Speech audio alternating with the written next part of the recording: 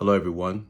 Pastor Roden here, and your sermon scripture is taken from the book of Acts, chapter 8, verses 26 to 40. I'll be reading from the New Revised Standard Version of the text. Again, Acts chapter 8, verse 26 to 40. Then an angel of the Lord said to Philip, "Get up and go toward the south, to the road that goes down from Jerusalem to Gaza." This was a wilderness road. So he got up and went. Now there was an Ethiopian eunuch, a court official of the Candace, queen of the Ethiopians, in charge of her entire treasury. He had come to Jerusalem to worship and was returning home.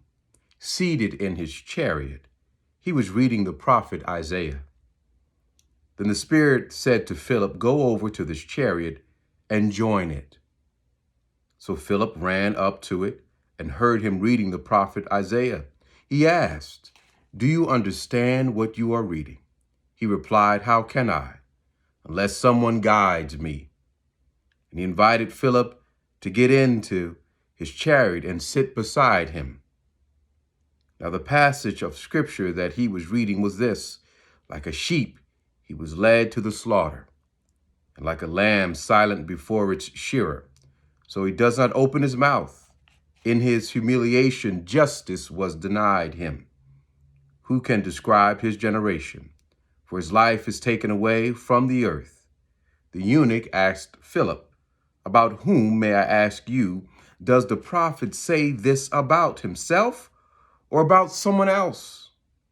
Then Philip began to speak, and starting with this scripture, he proclaimed to him the good news about Jesus. As they were going along the road, they came to some water. And the eunuch said, "Look, here is water. What is to prevent me from being baptized?" He commanded the chariot to stop, and both of them, Philip and the eunuch, went down into the water, and Philip baptized him. When they came up out of the water, the Spirit of the Lord snatched Philip away. The eunuch saw him no more and went on his way rejoicing. But Philip found himself at Azotus. And as he was passing through the region, he proclaimed the good news to all the towns until he came to Caesarea. Again, the book of Acts, chapter 8, verses 26 to 40. May God bless the hearing and receiving of his holy word. God bless you all.